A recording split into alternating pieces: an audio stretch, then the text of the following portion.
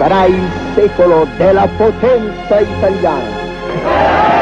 Sarà il secolo durante il quale l'Italia tornerà per la terza volta ad essere direttrice della civiltà umana.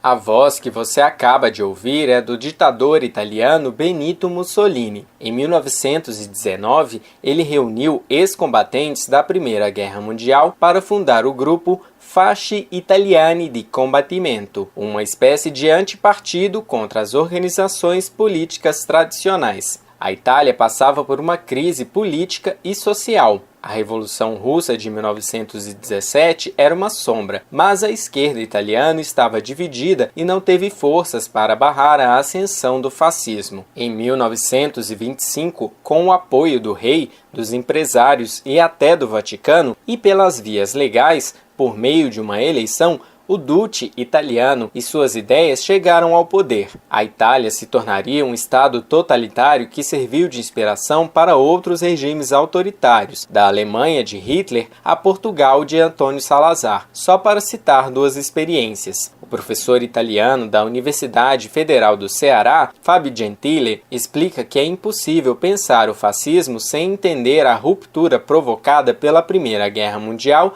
e a crise do Estado liberal. A Itália ganhou a guerra, mas quando os países que ganharam, os países que perderam, sentaram para iniciar as negociações de paz e também atender a demanda, atender ao pedido de conquistas dos países que ganharam, a Itália, mesmo tendo ganhado, não recebeu os territórios, as terras que ela pediu. E então, isso gerou uma frustração incrível no país. E também o surgimento de um nacionalismo muito radical. Mas o que é o fascismo?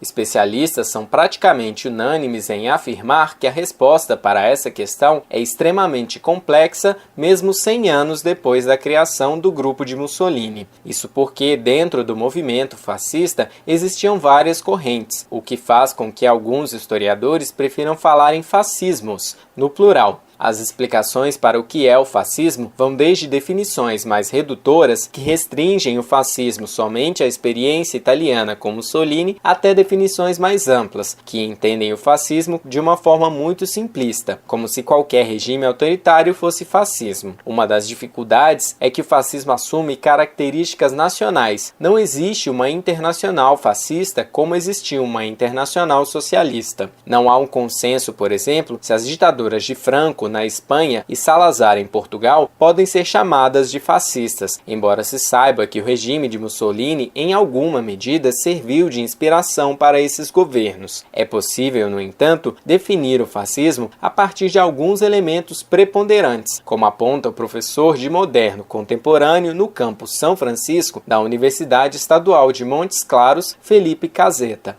É um movimento de extrema direita e ditatorial, assim, antissocialista, anti-esquerda, antiliberal, contrário ao racionalismo, ao iluminismo, às bases da Revolução Francesa. Então, ele é refratário a essas concepções da modernidade.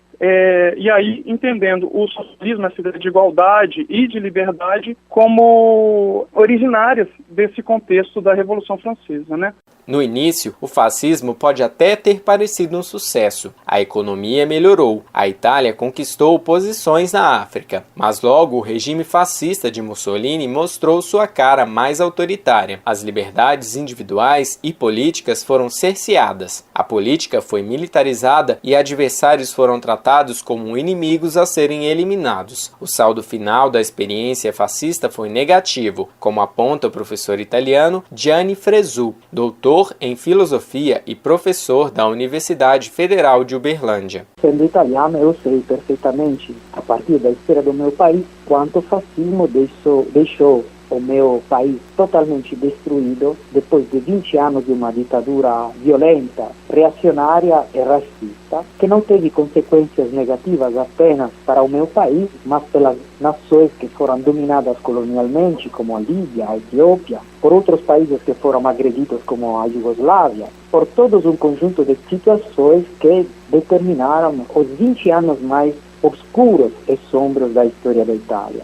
Embora guarde algumas diferenças ideológicas com o fascismo, o nazismo de Hitler pode ser considerado um produto direto das ideias italianas. Por isso, o coordenador do Grupo de Estudos História, Direita e Autoritarismo, Renato Dotta, lembra que o fascismo foi responsável por um desastre humanitário sem precedentes na história, o Holocausto, que provocou a morte de 6 milhões de judeus. Ele explica que, depois de 1945, com a derrota de Hitler e de Mussolini na Segunda Guerra Mundial, o fascismo perdeu força. Os movimentos neonazistas, os movimentos neofascistas no pós-Segunda Guerra tiveram um caráter clandestino, então apenas dessa forma é que algumas pessoas conseguiam ver algum tipo de respeitabilidade no fascismo, ou seja, de uma forma clandestina, porque formalmente, no âmbito da política democrática, ou mesmo em países autoritários, que muitos surgiram depois da Segunda Guerra Mundial, repudiavam veementemente o fascismo, mesmo que eventualmente eles adotassem táticas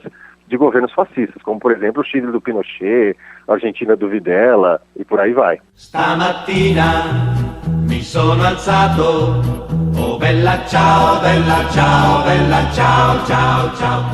Mussolini morreu em 1945. Com o avanço das forças aliadas na Itália, tentou fugir em direção à Suíça, mas foi capturado e fuzilado. Com produção de Paulo Alckmin, repórter Samuel Souza. Bella ciao, ciao, ciao, partigiano, portami via, che mi sento di morire.